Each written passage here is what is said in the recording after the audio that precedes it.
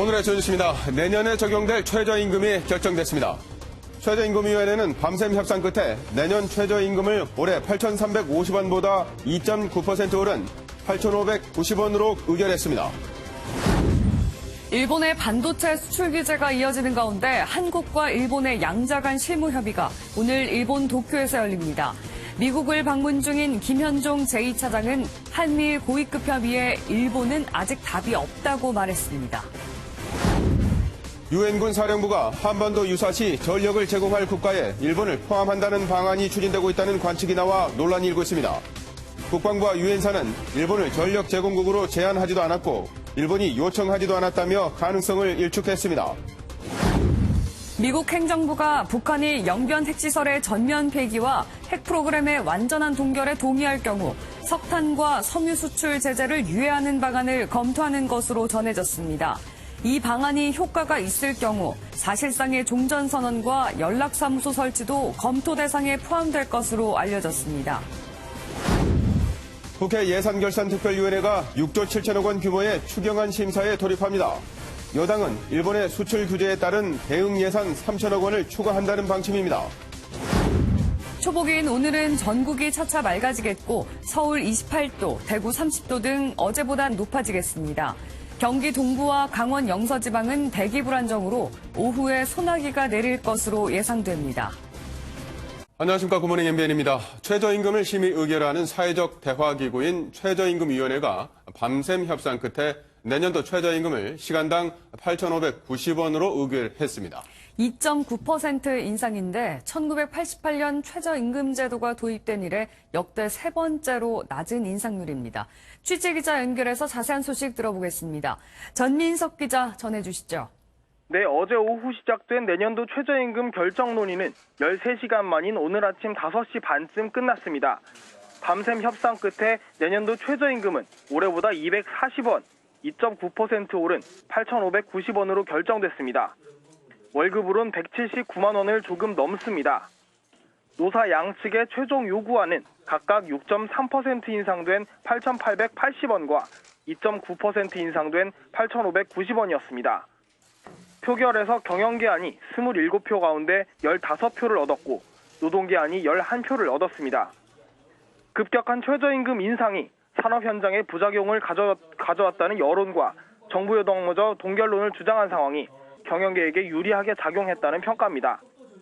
회의는 정회와 속개를 반복하며 밤새 계속됐습니다.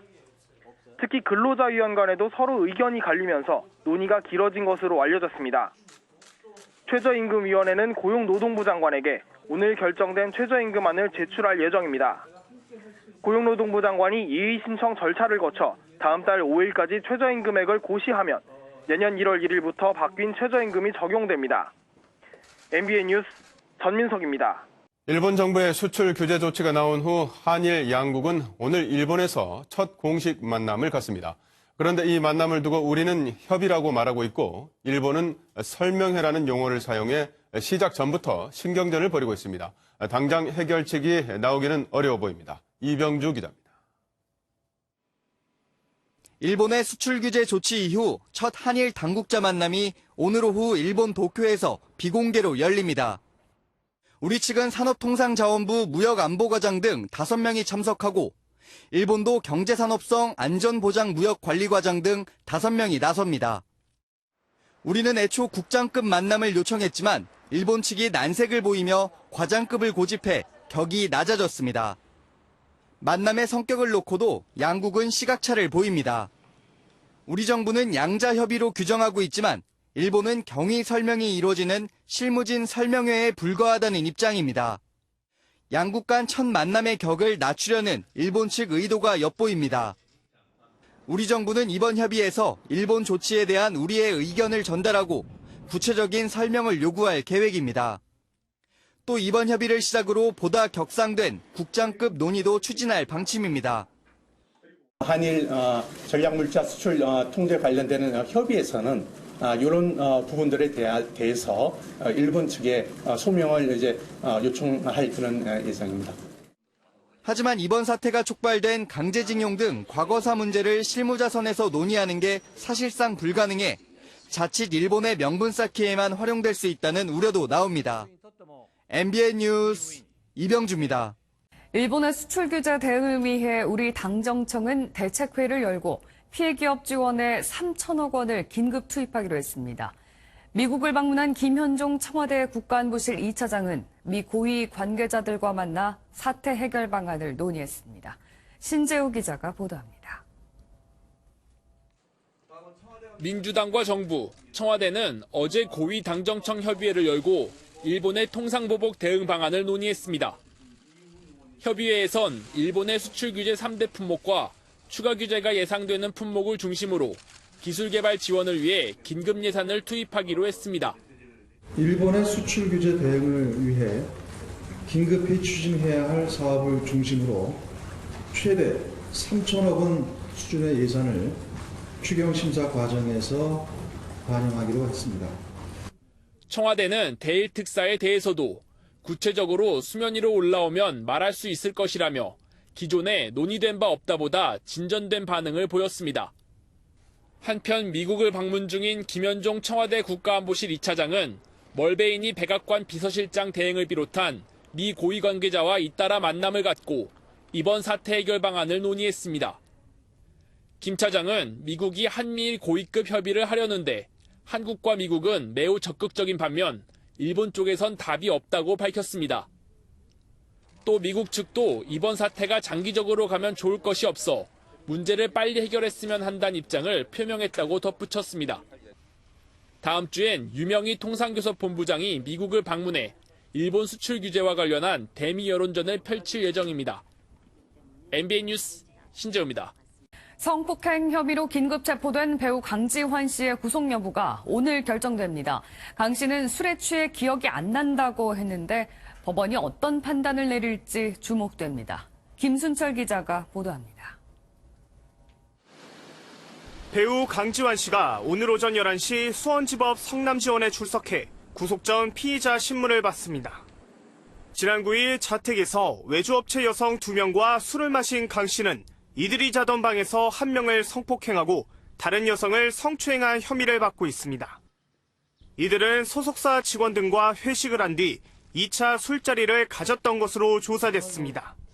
피해를 주장한 여성의 신고를 받고 출동한 경찰은 사건 당일 밤 10시 50분쯤 강 씨를 긴급 체포했습니다. 시끄러운 일은 몇 번 있었어요. 맞기만 한데 술이라 할수 안 나와요. 이거 술이 많이 먹고 나서.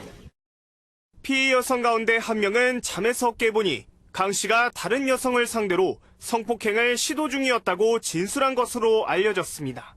또한 옷매무새도 심하게 흐트러져 있어 비슷한 피해를 당한 것으로 생각했다고 말한 것으로 전해졌습니다. 경찰은 두 여성으로부터 채취한 증거물을 국립과학수사연구원에 보내 강 씨의 DNA가 검출되는지 분석을 의뢰했습니다. 강 씨가 술에 취해 기억이 나지 않는다라며 혐의를 부인한 것으로 알려진 가운데 구속 여부는 오늘 밤 결정될 것으로 보입니다. MBN 뉴스 김순철입니다. 이르면 다음 주 북미 간 북핵 실무 협상이 열릴 것으로 예상되는 가운데 미 행정부 내 입장 변화 움직임이 감지되고 있습니다. 북한이 영변 핵시설을 폐쇄하면 대북 제재 일부를 한시적으로 완화해주겠다는 건데요. 하노이 회담 이후 꽉 막힌 비핵화 협상에 새로운 전환점이 마련될지 주목됩니다. 조창훈 기자입니다. 미국이 영변 핵시설을 놓고 북한과 협상하는 방안을 논의 중인 것으로 전해졌습니다. 워싱턴의 한 소식통은 미 행정부가 영변 핵시설 폐쇄와 핵 동결을 전제로 12에서 18개월간 북한의 석탄과 섬유 수출 제재 유예를 검토 중이라고 밝혔습니다. 비핵화 이전 제재 완화는 없을 거란 기존 입장에서 물러나 사실상의 제재 완화를 시사한 겁니다.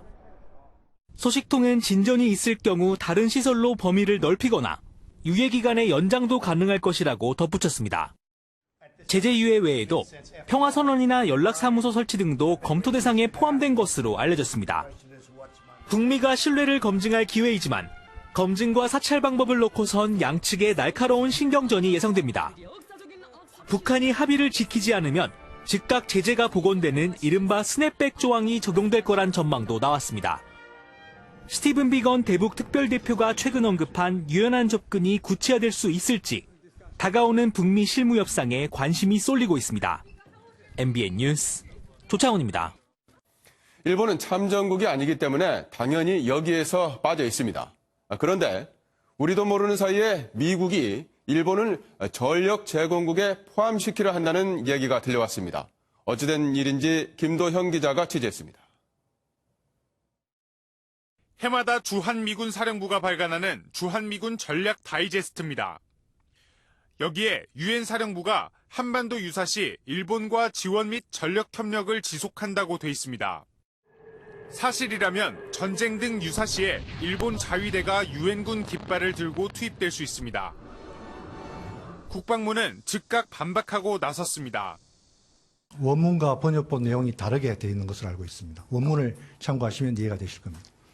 실제 원문을 보면 유엔사가 일본을 통해 지원과 전력을 이동시킨다고 적혀 있습니다.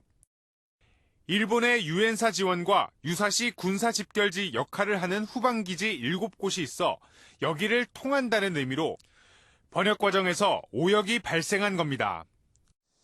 국방부는 아울러 일본이 6.25 참전국이 아니라 전력 제공국으로 활동할 수 없다며 참모국으로 활동할 가능성도 선을 그었습니다.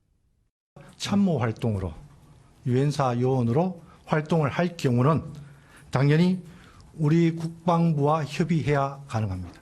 일본의 참여는 논의된 바 없습니다. 유엔사도 즉각 보도자료를 내고 일본을 전력 제공국으로 고려한다는 보도는 명백히 잘못된 것이라고 반박했습니다. 일본이 요청하지도 않았고 유엔사가 제안한 적도 없다며 유엔사는 모든 면에서 대한민국 정부와 긴밀하게 협력하고 있다고 밝혔습니다. MBN 뉴스 김도형입니다. 어제 국회 대정부질문에서는 자사고 취소를 놓고 여야가 정면 충돌했습니다. 취소가 부당하다는 야당의 지적에도 유은혜 총리는 이른 시일 내에 최종 결정을 내리겠다고 밝혔습니다. 이동화 기자가 보도합니다.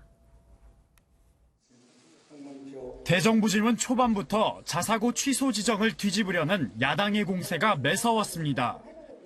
바른미래당 하태경 의원은 뒤늦게 발표한 평가 기준으로 그 이전의 자사고를 평가해서는 안 된다며 평가는 무효라고 주장했습니다. 특히 자유한국당 전희경 의원은 교육부가 악의적으로 징벌적 시행령을 만들어 자사고 취소를 강행한다는 주장까지 폈습니다. 자립형 사립고는 사회통합 전형이 의무가 아닙니다. 그런데 그걸 배점으로 하고 떨어뜨렸습니다.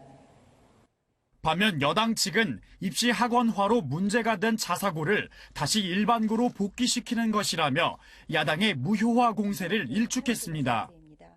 자사고 폐지라는 표현을 쓰는데요. 정확하게는 자사고의 일반고 전환입니다. 유은혜 사회부총리도 자사고의 원래 설립 목적이 다양하고 특성화된 교육과정인데 국영수 중심으로 가고 있다며 이른 시일 내에 지정 취소 여부를 최종 결정하겠다고 밝혔습니다. 경기 전북은 가능하면 다음 주 말까지는 최종 결정을 내리고자 하고요. 서울의 경우에는 가능하면 빠른 시간 내에 대체로 7월 말이나 늦어도 8월 초까지는 최종적인 결정이.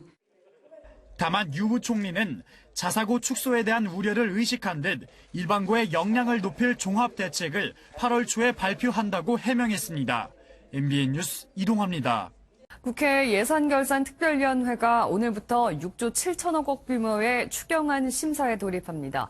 예결위는 오늘 오전 전체 회의를 열어 추경안을 상정하고 정부를 상대로 종합정책 질의를 진행합니다. 국회는 오는 17일부터 이틀 동안 소위원회에서 심사를 거친 뒤 19일 전체 회의에서 추경안을 의결할 예정입니다. 그리스 북부 지역에서 갑자기 폭우가 쏟아지고 돌풍이 부는 기상이변이 일어났습니다. 약 20분간 이어진 폭풍우는 7명의 목숨을 앗아갔고 그리스 당국은 비상사태를 선포했습니다. 박통일 기자입니다.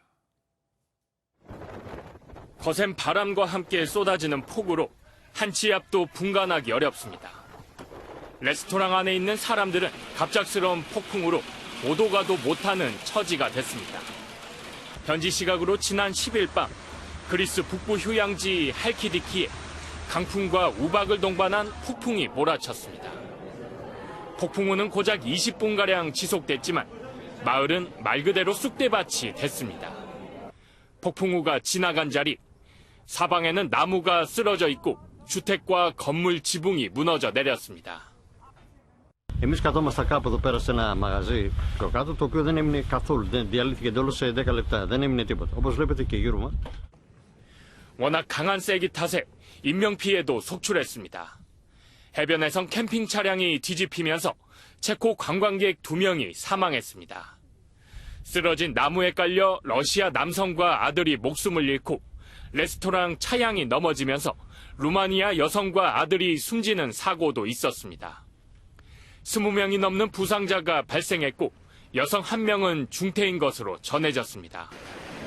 폭풍우 피해로 전기가 끊기고 지역 곳곳에 도로가 차단되면서 당국은 비상사태를 선포하고 재해 현장에 구조요원을 투입해 복구 작업을 진행하고 있습니다.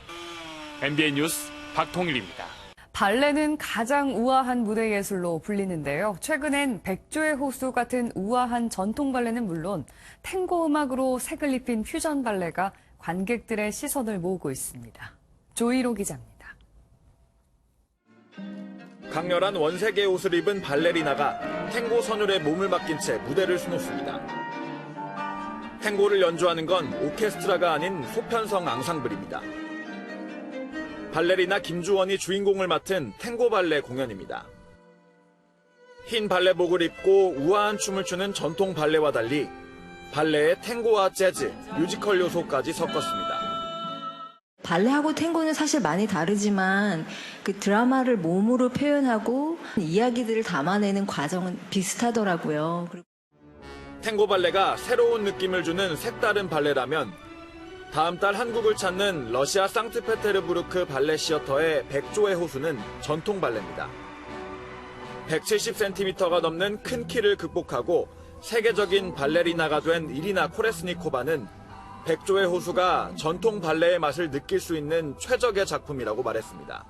Могла уже импровизировать, что-то искать свое, и мне кажется, вот мои поиски просто как-то нашли отклик. 강렬한 탱고 발레와 우아한 전통 발레.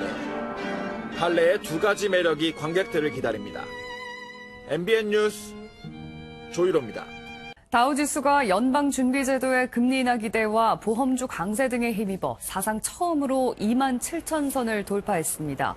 뉴욕거래 증권거래소에서 다우존스 30 산업평균 지수는 전날보다 0.85% 상승한 27,088에 거래를 마쳤습니다.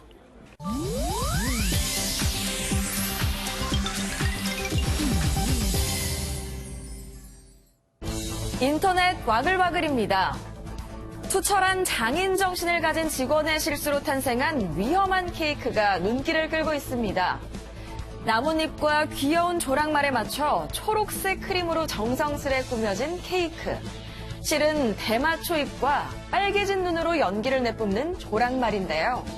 사연인즉슨 어머니가 딸을 위해 디즈니 캐릭터 모아나를 테마로 케이크를 주문했는데 직원이 이걸 마리화나로 잘못 알아들었던 겁니다.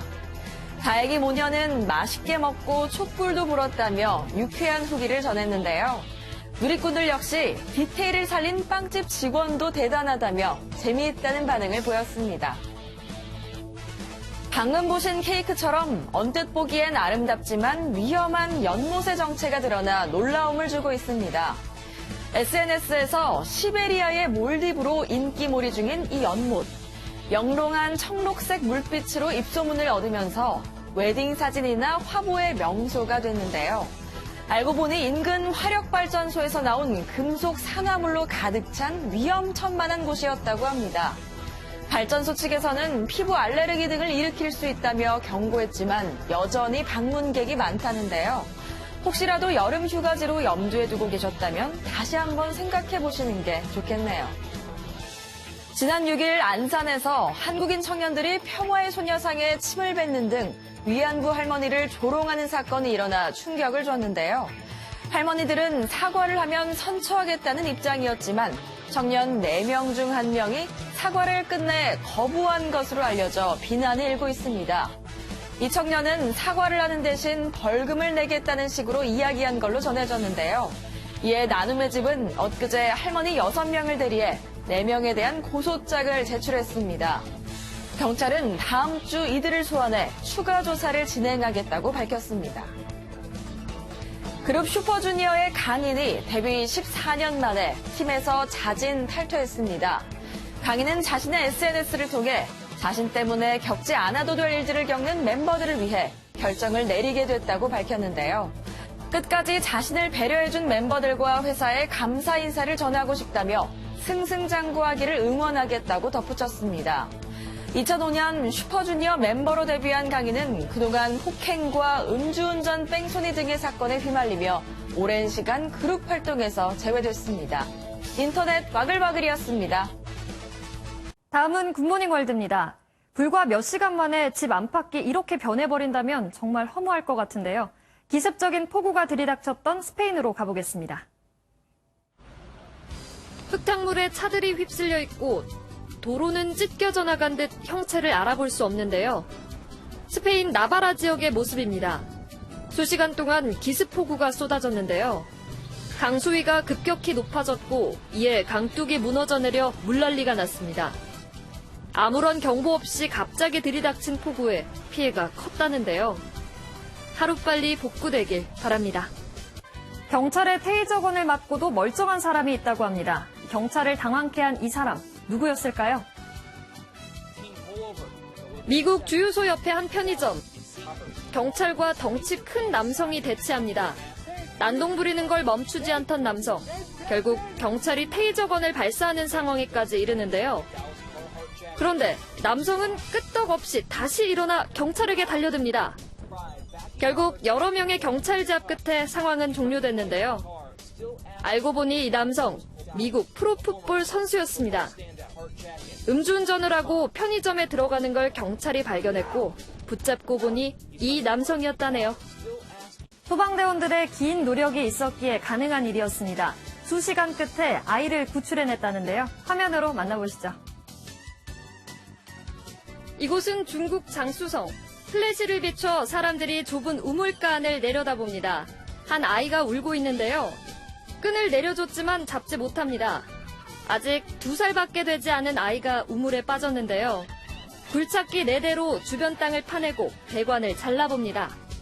오후 늦게까지 이어진 아이의 구출 작전.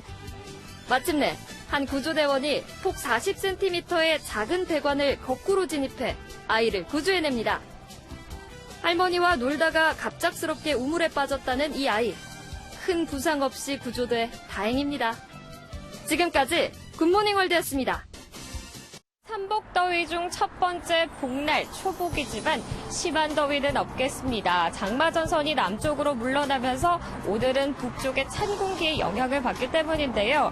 단 햇볕의 기온은 어제보다 오르겠습니다. 서울의 낮 기온 28도, 강릉과 전주 29도가 되겠습니다. 어제보다 기온이 많게는 8도가량 오르는 곳이 있지만 평년과 비슷한 수준이어서요. 초여름 더위라고 생각하시면 되겠습니다. 오후엔 대기가 불안정해지면서 경기 동부와 영서에선 소나기 구름이 만들어지겠습니다. 약은 5에서 10mm 정도가 되겠습니다. 출근길 낮은 구름대의 영향으로 영서남부와 충북, 경북에선 산발적으로 빗방울이 떨어지는 곳이 있습니다. 아침까지 이어진 뒤 그치겠고 이후에는 전국에 구름 많겠습니다. 오후에는 일부 중북부 지역에서 소나기가 지나겠고요. 밤에는 기압골의 영향으로 수도권과 충남에서 비가 살짝 오겠습니다. 이 시각 서울의 기온 20.5도, 부산은 22.8도로 시작하고 있습니다. 낮 기온은 서울 28도, 청주와 대전 29도, 대구 30도로 어제보다 높겠습니다. 주말인 내일은 중부와 제주도에서 비 소식이 있고요. 남부지방은 소나기가 지날 텐데요. 장마전선의 영향으로 비가 내리는 지역은 제주도만 해당되겠습니다. 지금까지 여의도 환승센터에서 날씨 전해드렸습니다.